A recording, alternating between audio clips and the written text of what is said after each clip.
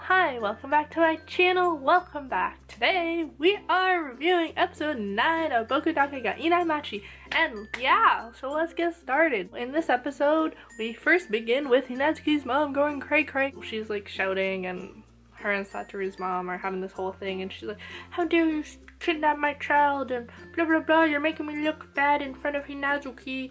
And then she goes to like whip her in the face with a shovel, and okay, chill out there. Hinatsuki like jumps at her mom, and then Satoru like pulls his mom back, and then the shovel goes like ching, and like slices Satoru's mom, but like in the forehead actually, but like only a little bit, but like still blood comes down, and I'm like, whoa, back off.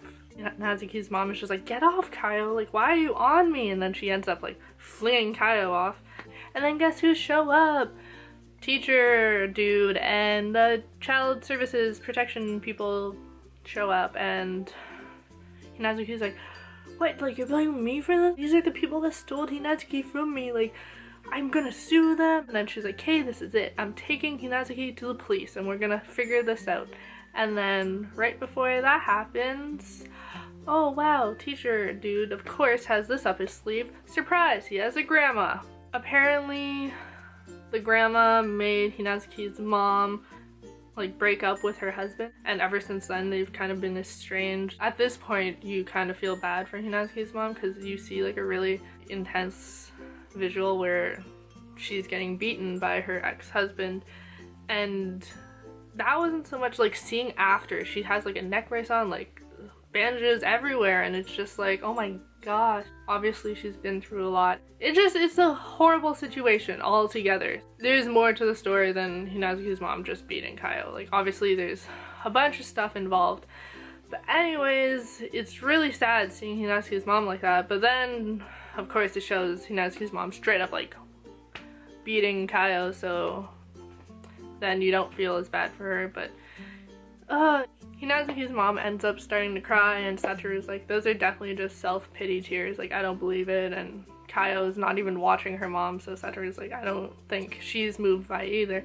I'm not moved by it either. It seemed really fake to me, and I thought she was just trying to get on like the good side. But Kaio gets to go live with her grandmother, so yay, she does get out of the house, and it's like, finally, like they've been working for this and they finally got it. But at the same time I was like, I'm still worried about her, like I don't trust anyone at this point. We see Hinatsuki thank Satoru, and it's so emotional.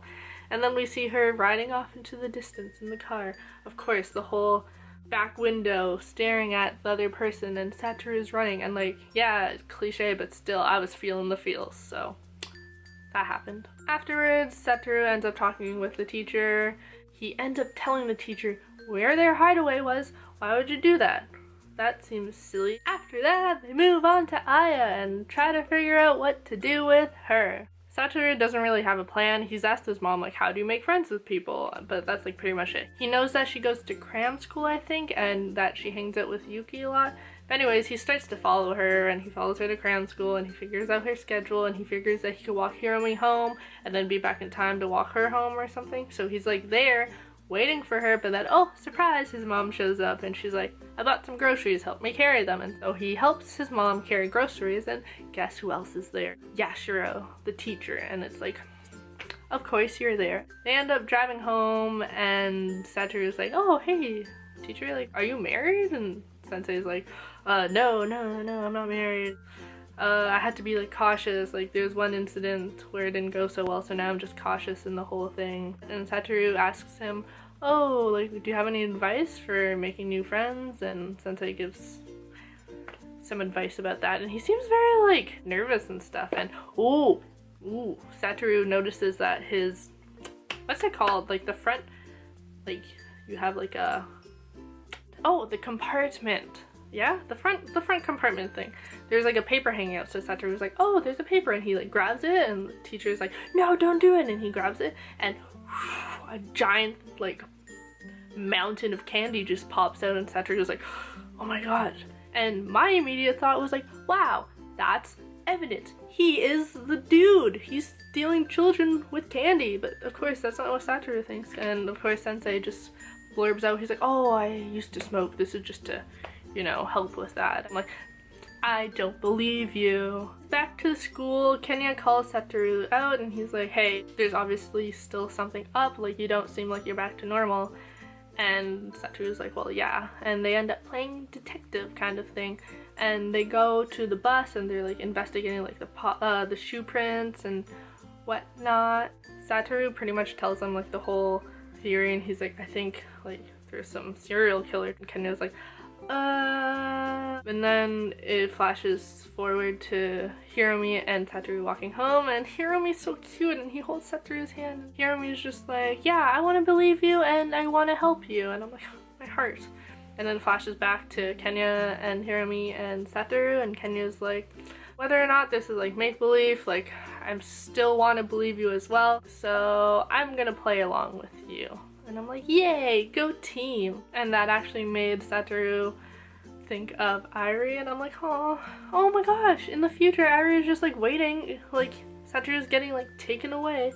Oh. So we flash to like they're in the classroom and it's the three of them and they're like, oh, let's go. And the two other friends are like, hey, what are you guys doing? And they're like, oh, we have to go do something. And they're being sneaky, and the two friends are like, no, that's not gonna work with us, we're gonna follow you. So then obviously they go follow them, and then what's her face, the little girl who before was rude to Kaio, it shows her, and then she like slams her book and walks out of the class, and then that's the end. Overall, I'm happy that this doesn't end with a giant cliffhanger, because that's usually what we get, but this one wasn't really cliffhangery, so I'm like, okay, that's a nice change. It was nice to see that Kaio is finally safe, except I'm sad because she's not like in the episode anymore because she's off being safe. It was interesting to see the story of Hinazuki's mom, because it kind of makes you pity her a bit, but at the same time you're like conflicted because you're like, but she beat Kaio, but then she was beat, and you're like, oh, this is just an emotional roller coaster. You see a little more sketchiness from Sensei. I don't know, it could just be the show being like, oh, let's just make him seem like the killer. But like, who else could it be? I don't really know at this point. Start was like a lot happened, but then it kind of died down throughout the end in a sense, but like not really. But I guess it's kind of like in between period of things happening. Excited for more. I hope you liked my review. If you did, you can always like, comment, and subscribe. It does really mean a lot to me, guys, and I'm almost at 1,600, so that's crazy. 1,600 is a weird thing. Do you say 1,600 or 1,600? Huh. Thank you guys so much for watching. Thank you. I make a bunch of videos a week, and bye!